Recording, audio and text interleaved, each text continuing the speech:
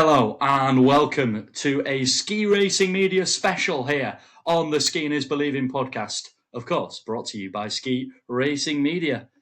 This interview with Swedish speed skier Felix Monsén recorded just a week ago now. Very fresh interview for you to keep up with, and what a conversation with one of the most intriguing and interesting stories on the World Cup men's tour, Alan. Yeah, indeed. And he's one of these athletes who probably goes under the radar a little bit because he's from Sweden, and in the speed you don't usually expect it. There isn't a team.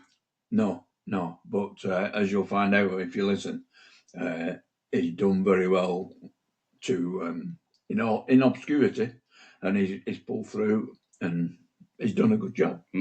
Absolute credit to him and the Speed Swede team that they've managed to pull together with Alexander Kohl, former Swedish speed skier himself. He's managed 2 World Cup top 10s, both in Kitzbühel, where he's one of his main sponsors, the Londoner pub, obviously is. He's managed 10th there in the Super G and the downhill in both 2025 and 2026. 2 moments that Felix talks about in this conversation. We look ahead to how he's able to manage expectations for next season when the results weren't necessarily coming for him the way he wanted and had expected last season. But now starting the new campaign inside the top 30 rankings in downhill is something he's particularly looking forward to attack this World Championship season that is coming up. I mentioned this as a Ski Racing Media special because Katie from Ski Racing Media also interviewed Felix last week. We didn't realise that we both interviewed him at the same time. So she has done a piece that will be shared via the description. So check out that link to go and read Katie's article on skiracing.com. But that is all for this little intro from Alan and I. So let's now hand over to our fantastic conversation here on the Skiing is Believing podcast with you and with Felix Monsén. Enjoy. Felix, welcome to the Skiing is Believing podcast. How are you doing? I'm doing great. Thanks for having me. You're very welcome. Enjoying some time off?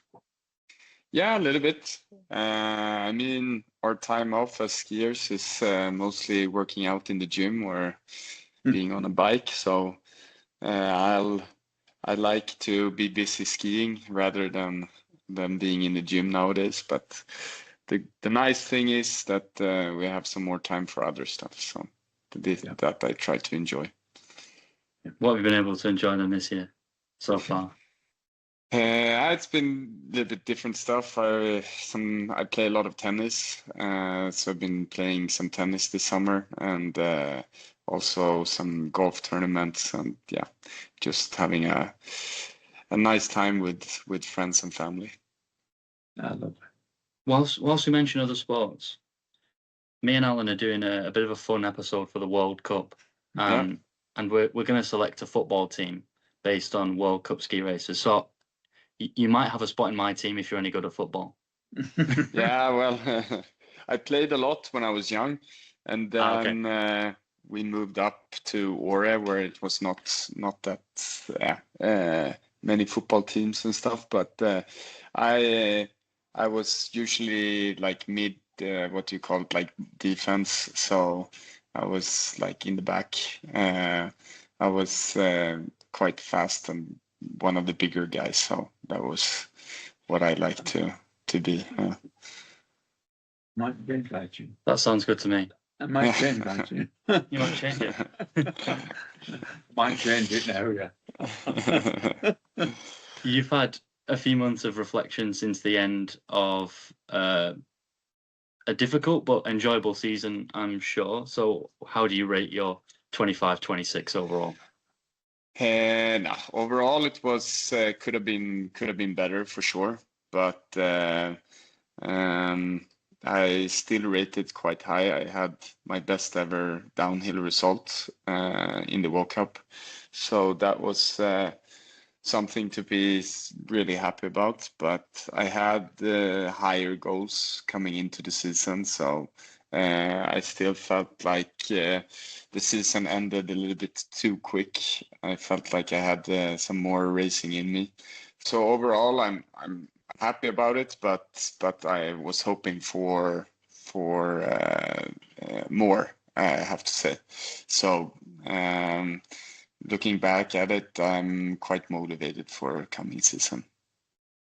Are expectations higher for next season, or and were they high for this season? Is that why you may be slightly disappointed? Yeah, of course. I mean, they are higher.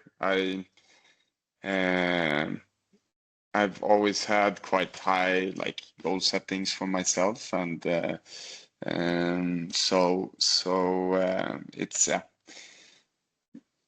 both yes and no. Like, I think ski racing is hard as it is, so it's not that easy to just put up like a result goal and say I'm gonna like go for it, because it's so much that comes down to it when it's a race. So but like I usually have like some overall goal settings, and I still feel like I'm developing as a ski racer, so that's the most important. That's like the how do you say, the goal setting I'm most happy with, that I'm still developing as a ski racer. Henrik. Yeah, I was just going to say, from what I gather, you're joining a new team, or you're going to train with a new team, and hopefully you'll be able to tap into some of the experiences they've had. Are you looking forward to that? Yeah, just first of all, it's a corporation, so it's I'm not like, you can say that I'm joining, but it's more of a corporation where we cooperate on trainings and races. So, but yeah, this is a huge step for me. I mean, it's a really good national team, the Austrians, and I feel super lucky to be able to do this, and honored that they take me in and want to cooperate with me. So they have a lot of experience. They have good coaches. They have good training, like knowledge, where to train, how to train. So I think it can be really good, and I hope I can bring some sparring to that team. It's the men's speed 2 group, so it's some younger guys, younger than me, but I've trained with them before, and they're a good group of guys. Yeah. Good, very good. How important for someone like you in a team like yours? How important are these cooperations and partnerships? We've seen it work successfully for Jan with the Germans. I think you were working with the Norwegians a couple of seasons back. Would a World Cup season be possible without joining training groups like you're doing again this year with the Austrians? Yeah, I mean, I did it the first year when I was outside the Swedish team. So 2 years ago, I did everything by myself. I only had Michi as a coach, and he was doing my skis too. Then we got some help from the Americans during the race season, but mostly we just figured out trainings and stuff by ourselves. And then, of course, in speed, you train with others and cooperate, on day-to-day basis. And then last year, I cooperated with France during the race season and some trainings. So I think it's possible, but it's way tougher if you're a lone athlete and you try to go around, because we've managed to have some good Super G training during the seasons where it's only me.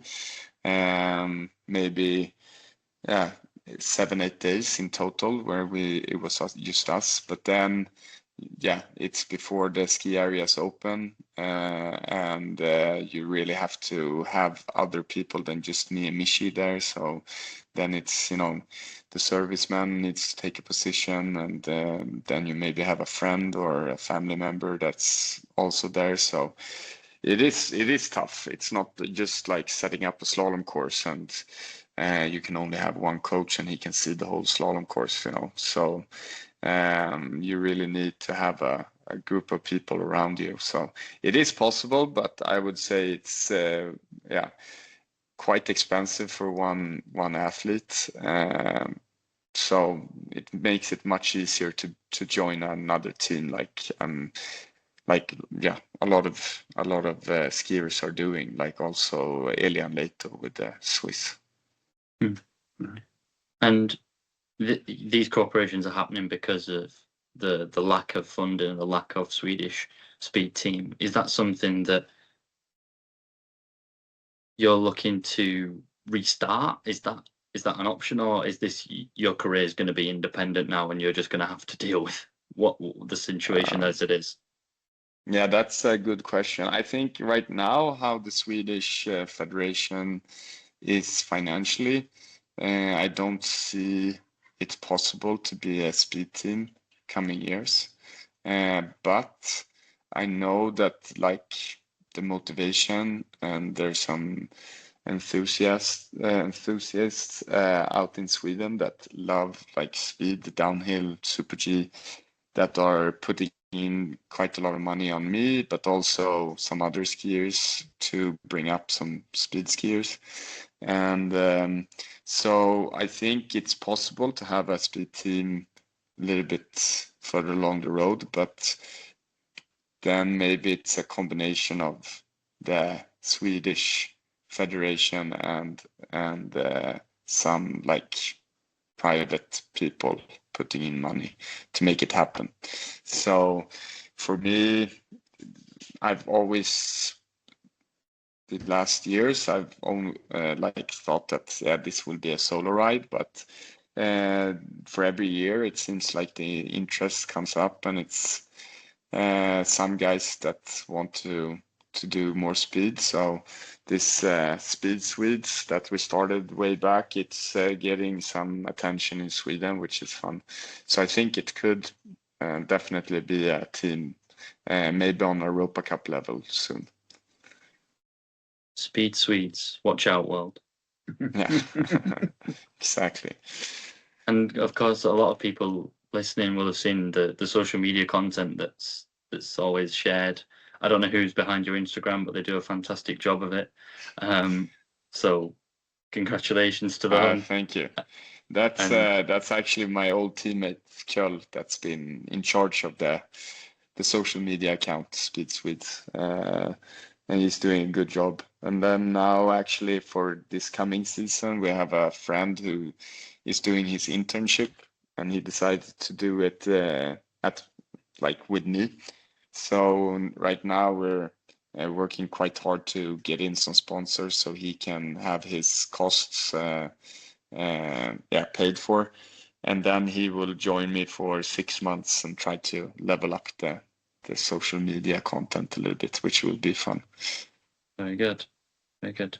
And that is obviously a very good way to grow, particularly in the modern world. But through all these sponsorships and partnerships, what is the end goal? Is there a chest at the bottom of the rainbow that you're looking at? Yeah, I mean, for me, it's to show a little bit the Swedish ski community and the fans at home that we can compete in downhill and Super G, and the interest is there. We have a strong alpine culture in Sweden, but and everyone wants to see a Swedish skier in all the disciplines. So that's been one goal, to just not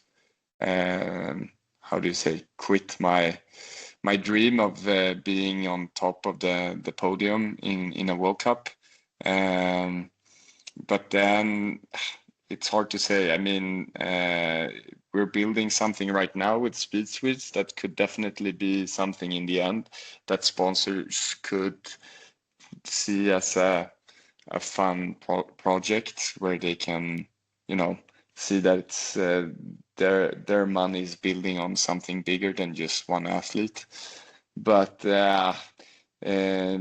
it's hard to say. Like one of the biggest sponsors I have, we talked, and then it's the Olympics. Next Olympics is the end goal, pretty much, and then we see a little bit what happens after that.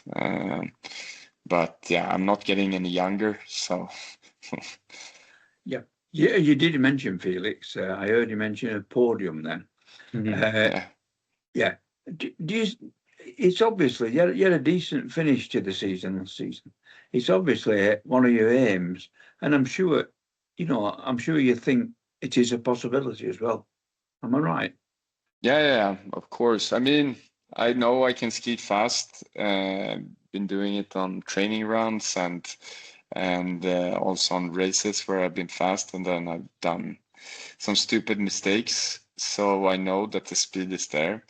Then it maybe takes a little bit longer because I'm working with a bit of a big headwind compared to other nations with more financial capacity. But now, having a cooperation with Austria, it feels like then I can't really complain on too much when it comes to like program and stuff like that.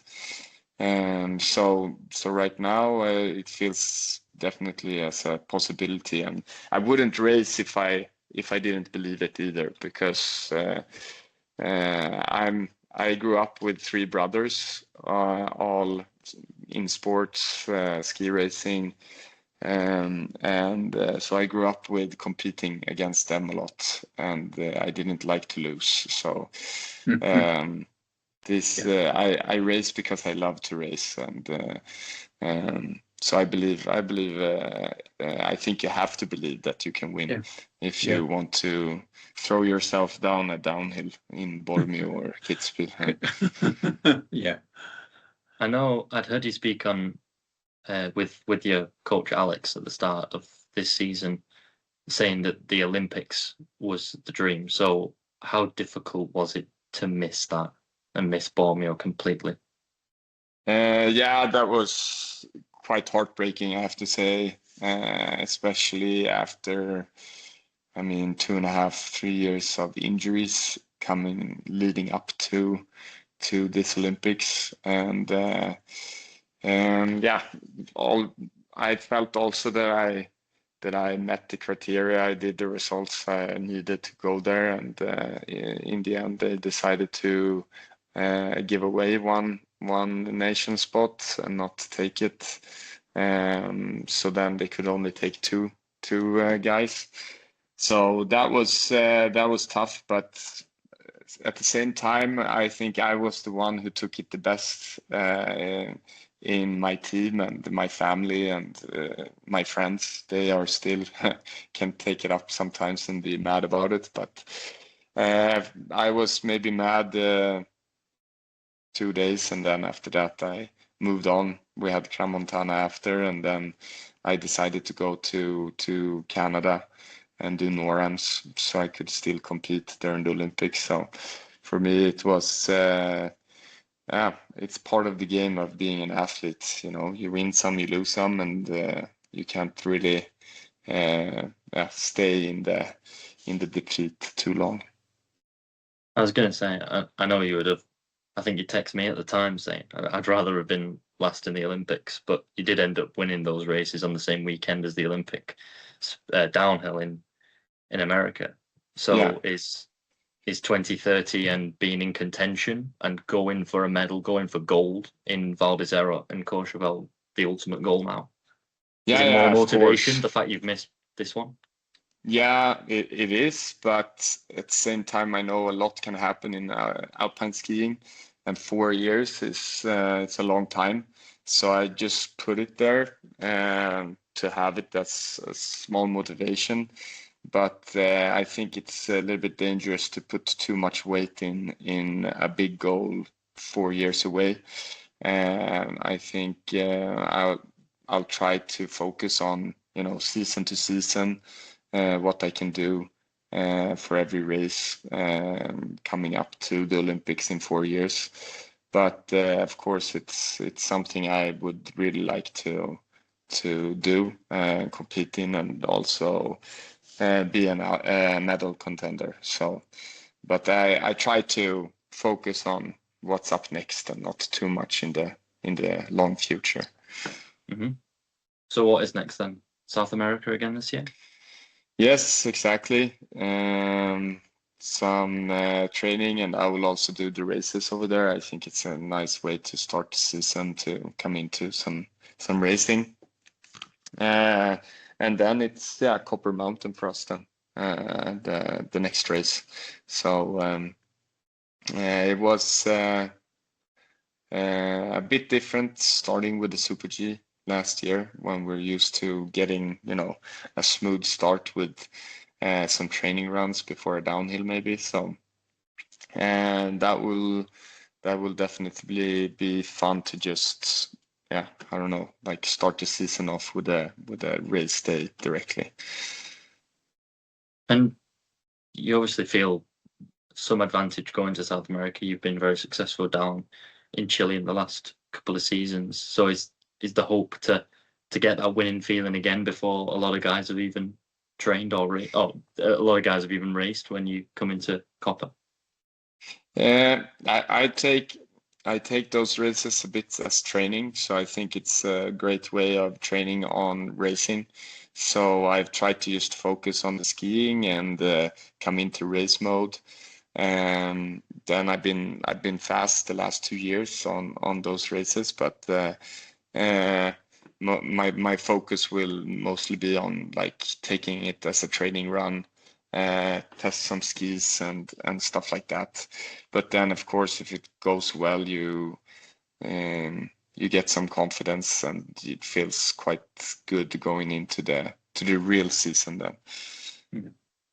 Do you think? Well, you just said the South American one, they help. Do you think with having a good session there, if you like, or a good period of time, do you think that will help you even more this year? Because you've got more aim. You seem to have more aim, to me anyway. The way you talk, you're really confident, and I'm sure you're quite happy with the way you are yourself at the moment. So maybe with a good performance in America, you might just hit the it's not good saying that, hit the snow running, but you know what I mean. It's good just to have that build up and then momentum and get that momentum going, exactly, and try and keep it going in the World Cup. Yeah, exactly, definitely. Like last year, I felt the momentum was from Chile to the US was really good. The training was not amazing in the US last year because they had some issues like making the snow before Copper, the race. But I always felt fast and the momentum was coming. But we had some material issues with boots and skis that we didn't really realize until it got a little bit too late, when it got colder and colder, and we've been skiing on spring conditions pretty much the whole preseason. Also in Copper, it was really hot in the beginning. So, and then, I mean, the skiing was okay, still there, but we could see when it got faster and more like power in the skiing, that the material was not working as we wanted. It was like pushing me a little bit back. It was reacting a little bit too fast, and we thought maybe it was my skiing. So it took a little bit too long before we started realizing that we need to change the material. So there I learned a lot from last year, that you can't, just because it works during the whole preseason, doesn't mean you should stop testing out materials. Like, you need to keep on working all the time with it, and even if you're fast, that you do it and you see maybe something else works even better, you know. So this we will take with us into this season, that we keep on testing quite a lot, even if the material feels 100%. Yeah, you did say a little while ago that you felt that you had some really fast runs, but made silly mistakes. Would you say Felix needs to concentrate on speed or get his technique better? Yeah, I would say it's a combination of both, but now I feel like the technique is there if the materials is there, it's much easier to ski then. So I would say material, but then what we work a lot with my skiing is that to try to be as aerodynamic as possible. And sometimes when I get a little bit tired or when I get a little bit uncertain, I get quite big. So this is something that we try to focus on quite a lot, that always try to be, in the tuck, try to be aerodynamic as much as possible. And then also my jumps sometimes, like when in World Cups, when it's going really fast and you don't really all the time have the time to get ready for a jump, then I can be a little bit like not in balance, and then I usually lose a lot of my balance in the air, and I take a lot of air then and can't stay compact. So this is the two things technical wise I would say that we work the most on. Yeah. Good. Thank you. Do you think right now you're not just faster than ever before, but more well equipped to be successful than ever before? Yeah, I think so. I mean, before my injury 2021, I really felt like that was the first time in my career where I stood on a start of a World Cup where I felt I could be the fastest.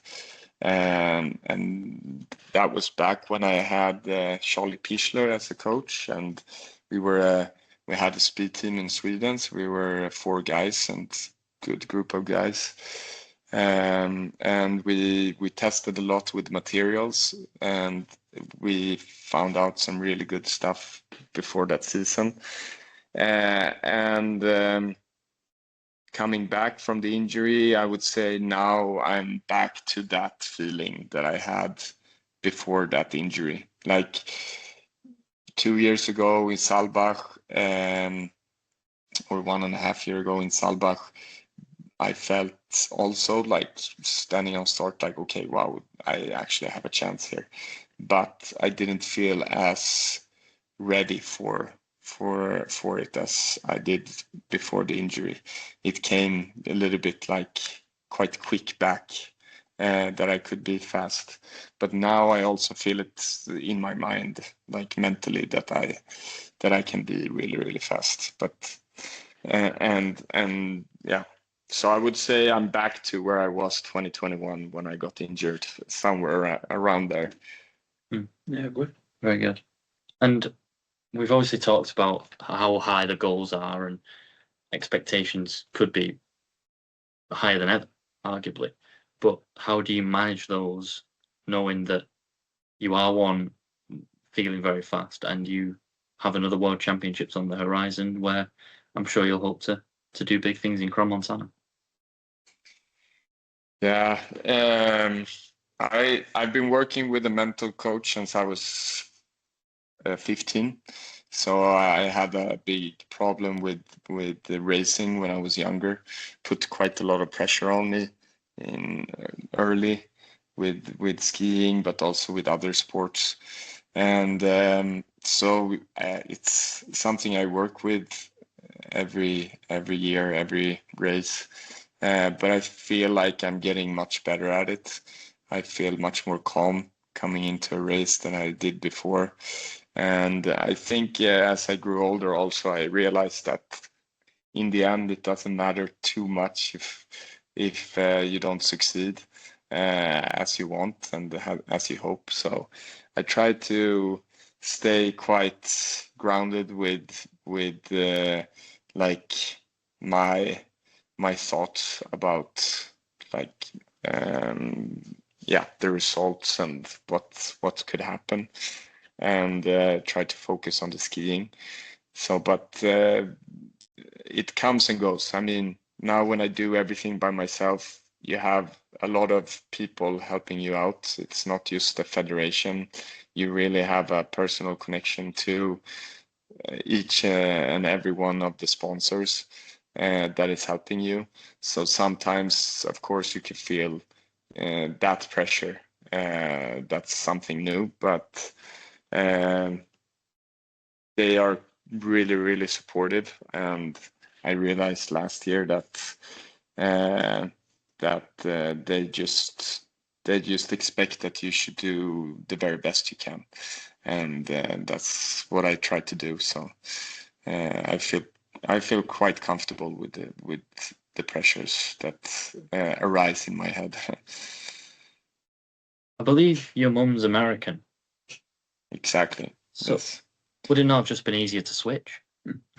Yeah, it's been on the, how do you say, it's been in the loop with that already 2 years ago, when I lost like the funding from the Swedish team. But I mean, they have pretty strict rules with criteria in their team. So when I talked with them the first time, they said we're happy that if you want to switch, but you have to go the normal way through qualifications through NORAMs and stuff like this. And after being away from 2.5 years, I felt like I don't want to waste too much time doing that. I want to go directly into the World Cups again. So then I decided to stay in Sweden. And then it's been a little bit like this year. I talked a lot with the American guys that I race against, and I'm good friends with all of them. And they were also asking that when are you switching? And I've had some how do you say contact with them. But they also said that the criteria is quite high for a guy in my age to be in the team, and I want to race on the highest level. And then in Sweden, if I get the funding, then I can focus on the racing. I don't have to focus on first beating teammates to be able to race against the best in the world. If you can produce that podium that you've dreamed of, or that big moment at the Worlds in February, how much of it will be celebration? How much of it will be relief? How much of it will be, look what I've been able to do even without your money? I would say it would mostly be just happiness. That this year in Kitzbühel it was more relief, I have to say, because I had a really shitty start of the season, and I felt that I could do so much better than the skiing was giving me. So there it was more relief. Like here, yes, I made it. I am actually on this level if I have all my stuff together and figured out. So, but if it goes really well and I make a podium, then it's more happiness. A lot of people ask me also about this, like, you showed them wrong.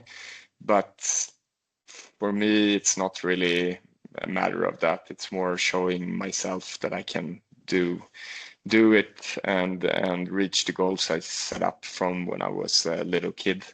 So even though it's, of course, can taste a little bit better when it's you've made it there with your own team.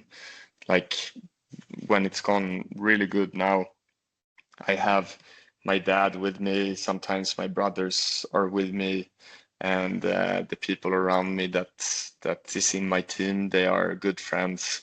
they are supporters, and then it makes it so much more fun, because then it feels really as a team effort, like everyone is equally happy, and that makes it taste so much better.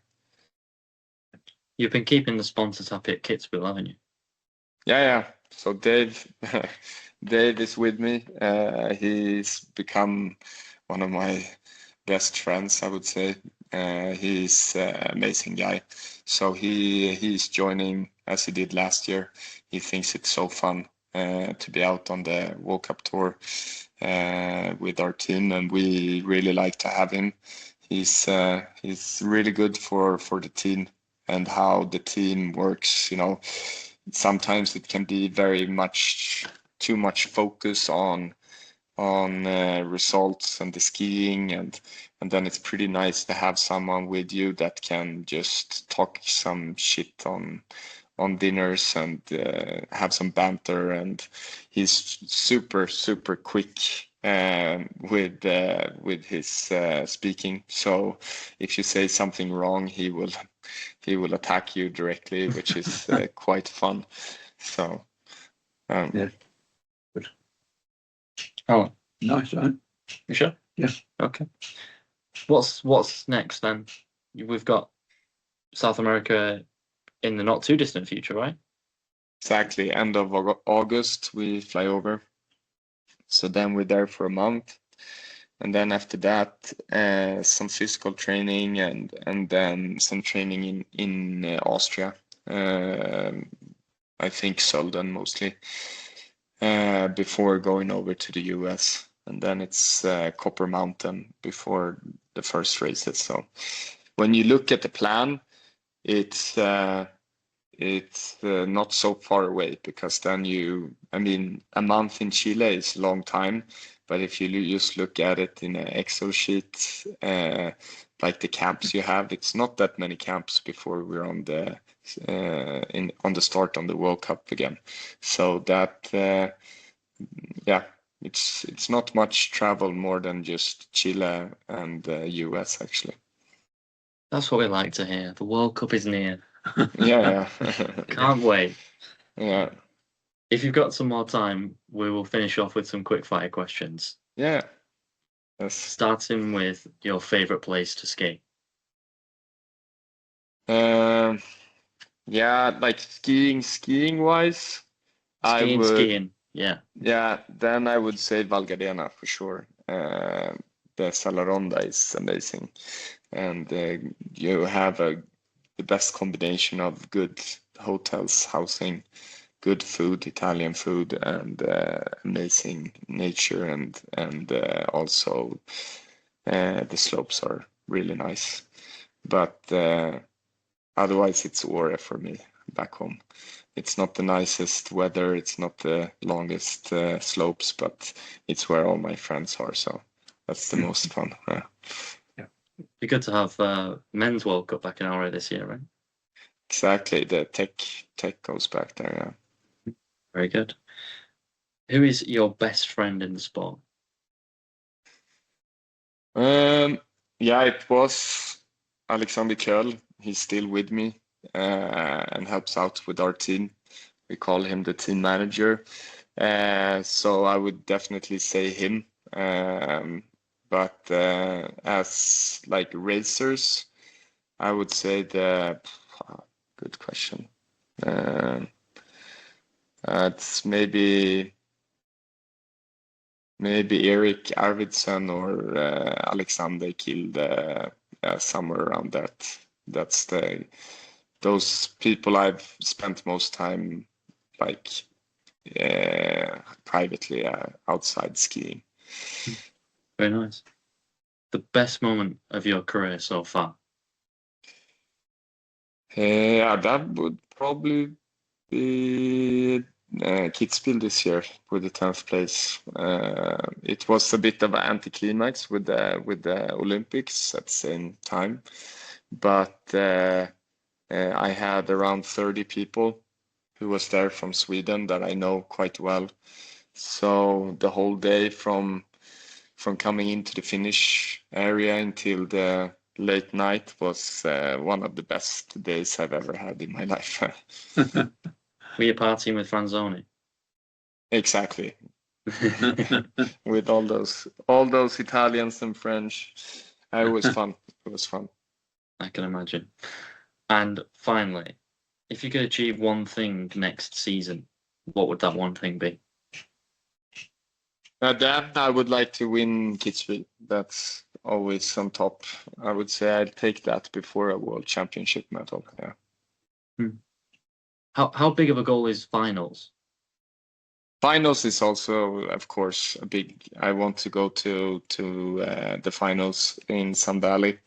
But I try to focus. I realized if I look too much on the points and the results to come there, then it locks a little bit. So I try to just focus on the next race all the time and the skiing, and then we see. But that's definitely a big goal. Yeah. Oh. Yeah. Great. I'm sure with the way you've been talking, if you can put it onto your skis with the confidence you've been showing, you'll have a great season, and I hope you do. Thank you. Thank you very much.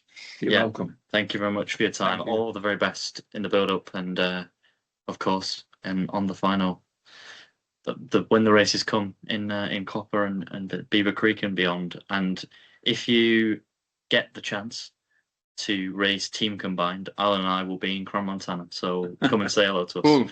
Cool. I will definitely. Yeah. Okay. All right. Thank you so much. Thank you. Thank you.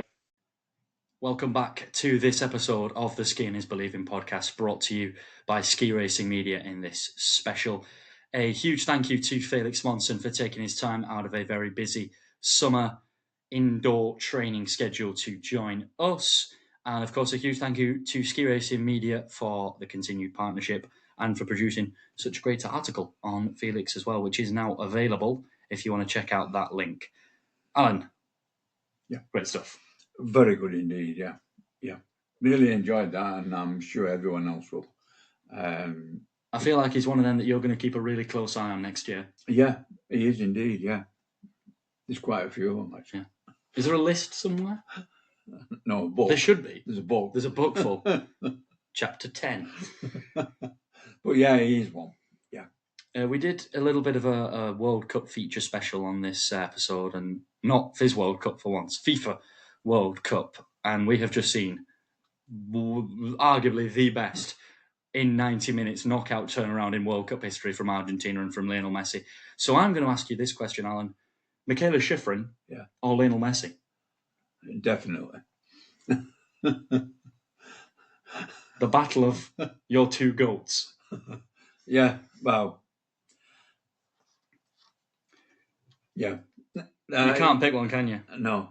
It's very, very difficult. Yeah. And you can't reverse the question by asking me. No, I wouldn't do. We'll put it this way. Lionel Messi, male. Michaela, female. Very good. Yeah. Well done. They're my top two. Yeah. But which is the top one? Without a doubt. Yeah, I'm not going to get an answer. We'll be here all day. No. We'll be here all day. That was sensational, the football, if you have been enjoying it. I think the American audience, not necessarily that have been at the ground, but I've had a few messages from racers that have been enjoying it in and around the July 4th period, of course. Yeah. But yeah, this an unexpected episode with Ski Racing Media putting this article out this week. We thought we'd drop this podcast in at the same time so you can enjoy both and get a whole lot of Felix Monsén. So hopefully you enjoyed our conversation as well as the Ski Racing Media's article. A huge thank you once again to the both of them. Alan, we don't have any news. So for this outro, we might just be done. Might be, yeah. I can have my tea now. Just making sure I'm not missing any news. No, I don't. Which I don't think I am. I don't think you are. If there is anything breaking that is important enough for us to report, we will. I'm expecting us to do an emergency podcast when some news breaks at some stage. Yeah. But we will wait for that because that will be a great day for everybody.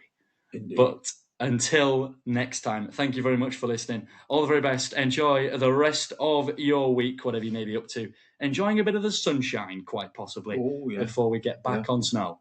Definitely. In the Southern Hemisphere in a few weeks. And then, of course, in Europe, where the World Cup returns in October. But there's a long way to go until then. Stay tuned for the next episode. Thank you very much. And Alan, we will ski you later. Ski you later. Goodbye. Bye.